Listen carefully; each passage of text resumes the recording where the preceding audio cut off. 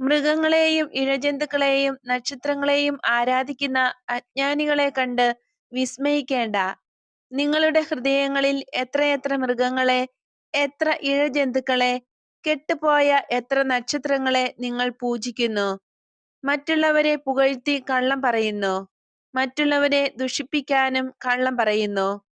ഇതെല്ലാം രഹസ്യമായ വിഗ്രഹാരാധനയുടെ പ്രാർത്ഥനകളല്ലേ?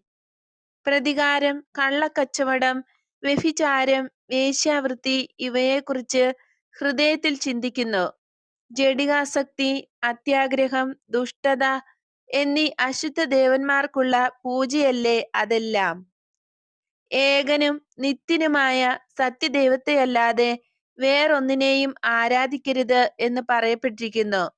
ഞാൻ ശക്തനായ അസൂയാലുവായ ദൈവമാണ് എന്ന് പറയപ്പെടുന്നു.